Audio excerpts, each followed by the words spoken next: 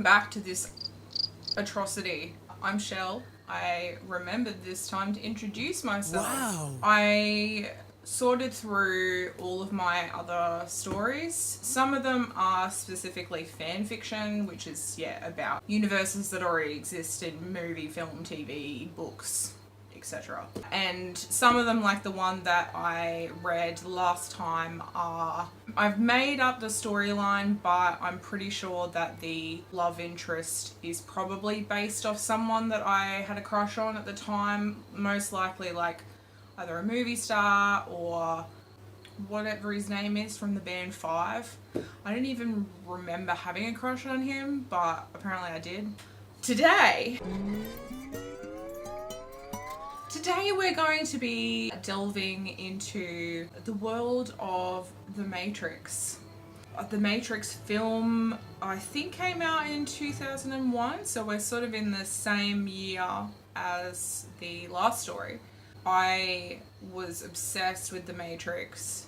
I don't think I saw it at the movies. I remember renting it on, I guess, VHS from Blockbuster, and I think it was one of those rentals. It might have only been a 24-hour rental, or maybe it was a 48-hour. But I just remember that I watched it as many times as I conceivably could in that 1 or 2 days. I remember getting very upset when we had to return it to the video store. I remember crying that night. That doesn't seem normal to me. I don't know, maybe. But I was really, really distraught. And I was really upset that, I think I was really upset that it wasn't real as well. I don't know. Yeah, so that's... Why is there always elements of just potential trauma just popping up in these? Because I don't think that is a normal reaction to watching a movie and then obviously having to then take it back so I can't watch it anymore and just being really devastated by that. But anyway, needless to say, I had a huge crush on Neo / Keanu Reeves, which actually I probably just have a crush on him now too, because he's just a legend. But I did write a lot of the Matrix stories. I remember writing a few of them, and so one of them is what we're going to be reading today. Look, it's going to be bad. I obviously wrote it the same year as I wrote the last story that I read. The writing's going to be pretty terrible. I just know it. It's going to be funny. So we're just going to delve into that. I have not pre-read any of it. I remember very vaguely the storyline, kind of. Here we go.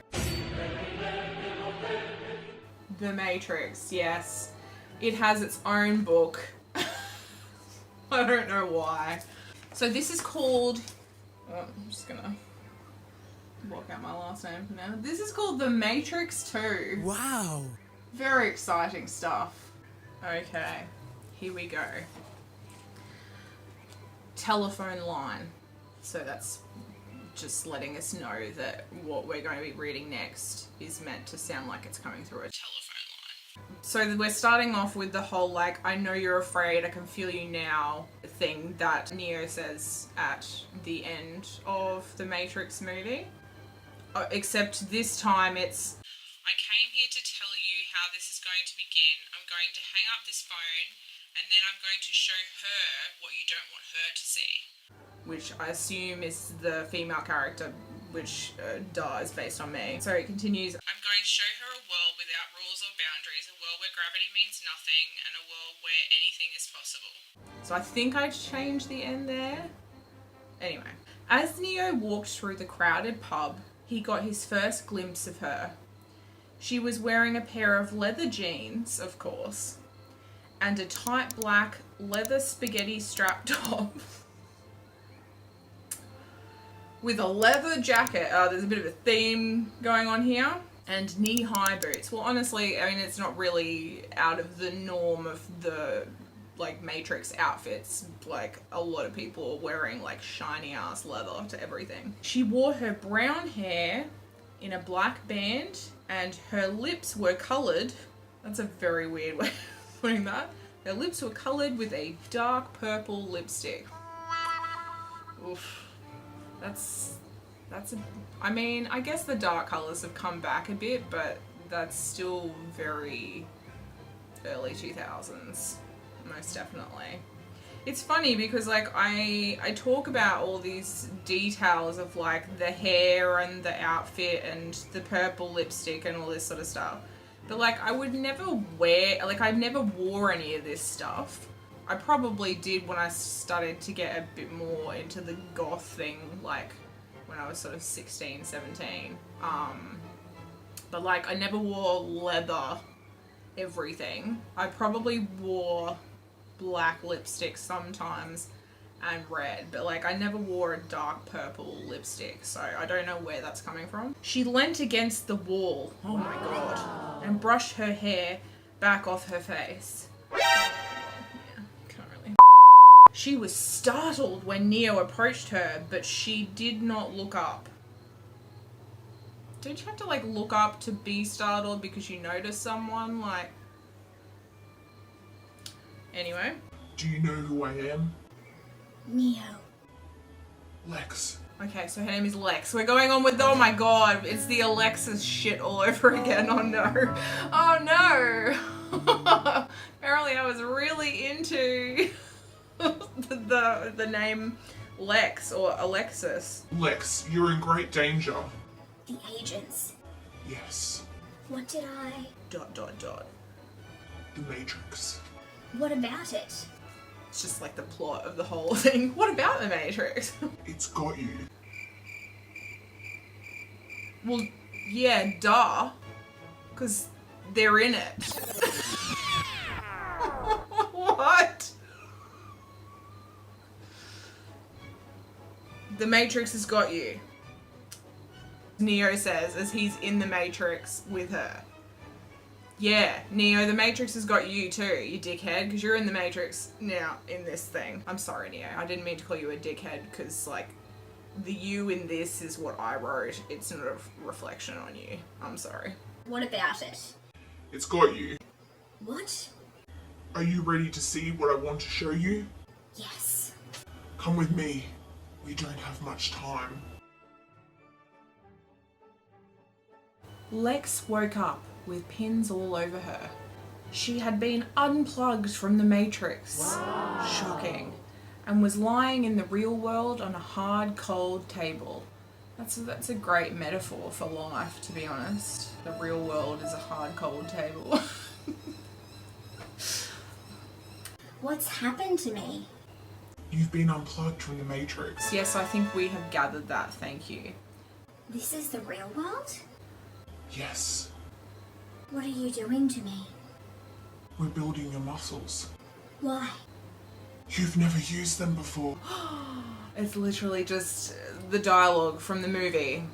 Apparently I couldn't come up with my own shit.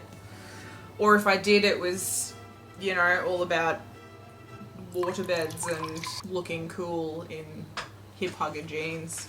Lex opened her eyes and woke up. So she opened her eyes and then she woke up. That's how it sounds. So she's like... She felt something in her arm and she sat up.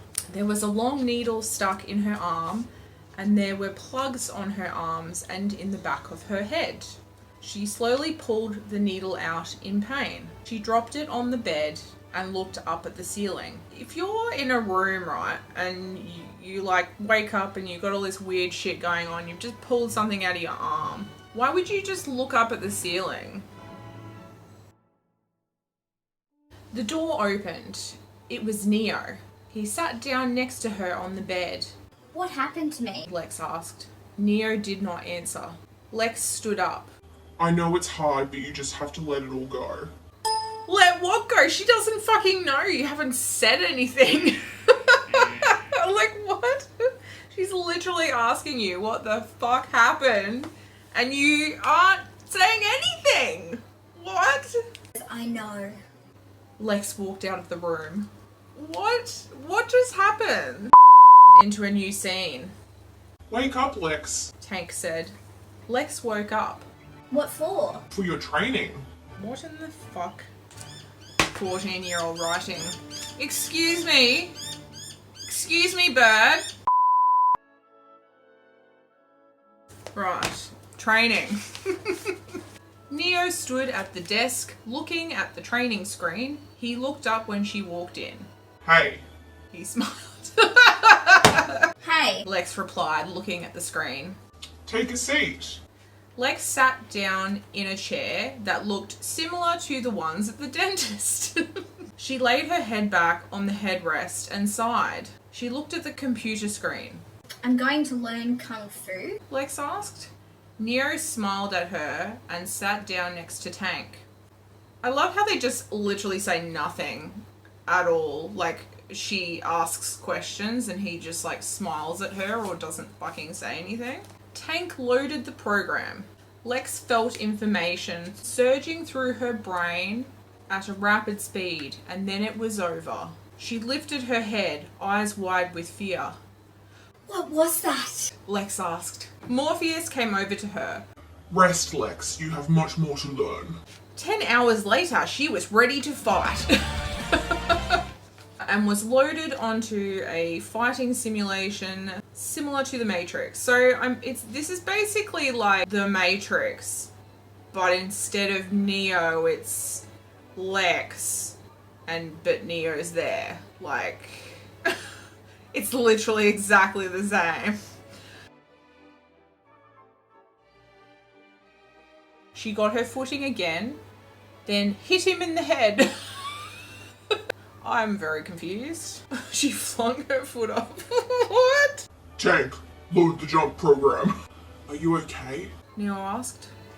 No, why would she be okay? She literally just fell off a fucking building. I love that I actually wrote on here, this story is poo. I hate everything. Who the fuck is Zach? Who the fuck is Zach? Where is this Zach person come from? I'm very confused. What? I thought she was into Neo. Who the fuck is Zach meant to be?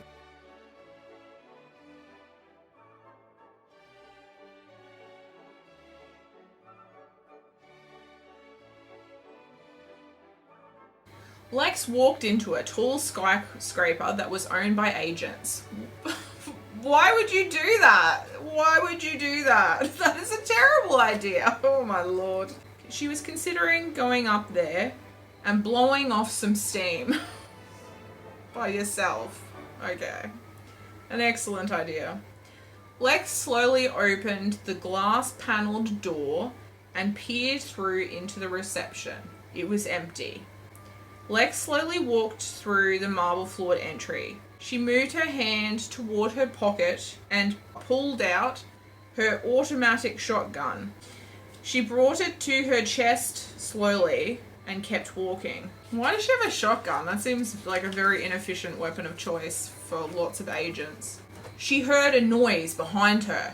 She quickly swiveled around and pointed the gun at the place where the sound had come from. My sentences are terrible. Nothing there. When Lex turned around, she noticed that the building seemed too quiet. Yes, I mean, you weren't able to get into the building without, like, being shot apart by agents, so... Lex bit her lip. Bruh. Okay, I'll stop that, I'm sorry. And briskly walked to the elevator. She hit the up button on the right-hand side of the lift, and the door opened. She hopped into the elevator and randomly picked a floor. 26. Okay. Lex pressed the button and the elevator lurched and started to move up to level 26. When the elevator door opened, Lex had put her gun away. Why? You're literally about to pop out of like a metal thing that like dings and notifies people where you are when it gets to a floor, and you're just gonna put your gun away and what, just like pop your head around the corner and hope you don't get like shot? Quickly walked out of the elevator doorway and started down a narrow hall that was lit with small circular downlights. There were doors on either side of her. She chose a light yellow shaded door and opened it. It was empty.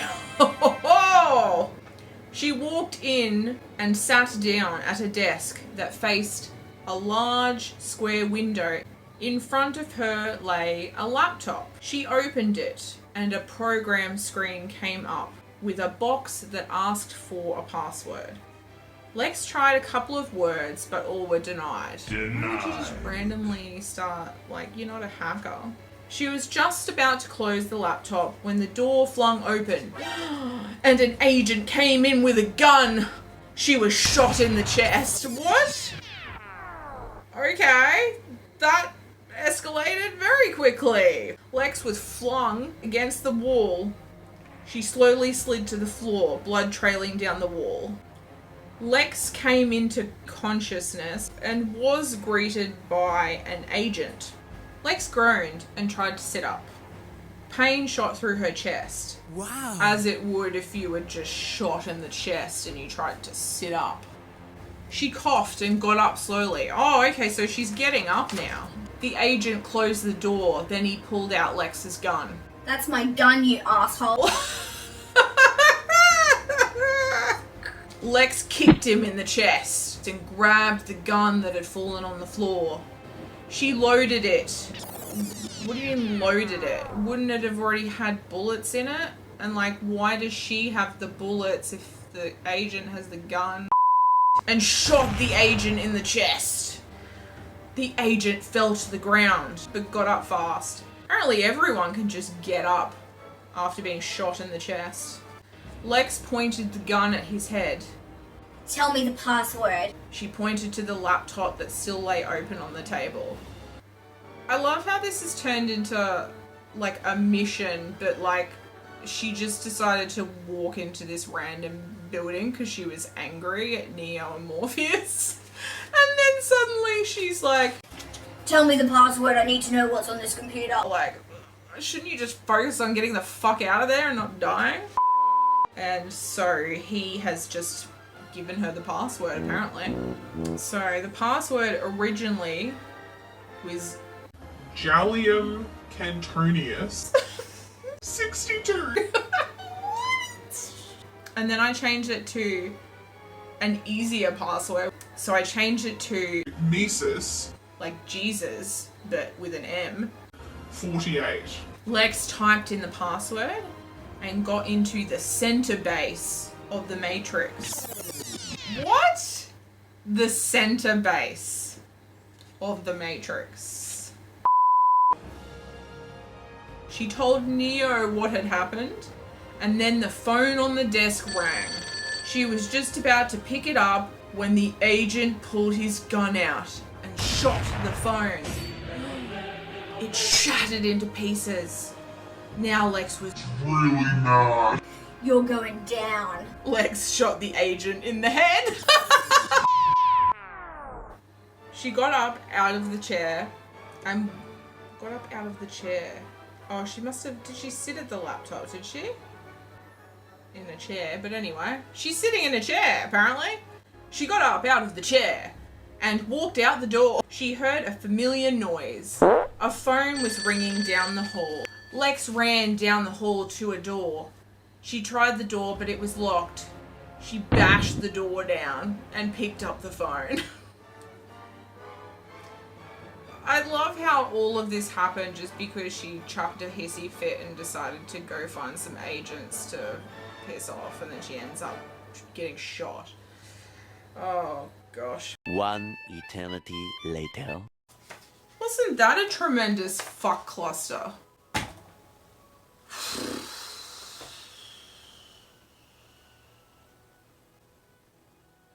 That was a journey. That was It's interesting. I remember, I have like snippets of memory of sitting on the computer writing this, or at least writing the first bit, which was actually written on the computer. So all of the computers that I had through like high school and everything, they were all like DOS, you know, Windows 95 computers. We never had a computer where like you could have connected to the internet if we had the internet, which we didn't. But yeah, they were very, very basic hand-me-down computers. Literally all you could do on the computer was like write some stories or play some DOS games. So once again, I don't know if that was entertaining. If you did enjoy yourself, laugh, or find it interesting or want to see me read more, because I have a heap more stories. I have a lot of Lord of the Rings stories, particularly because I was really into Legolas Greenleaf and Orlando Bloom. So if you would like to see more, please like and comment and share to anyone that you think might find this funny or entertaining, anyone who also writes fan fiction and might find this relatable. And I guess I'll see you in the next one. Bye bye.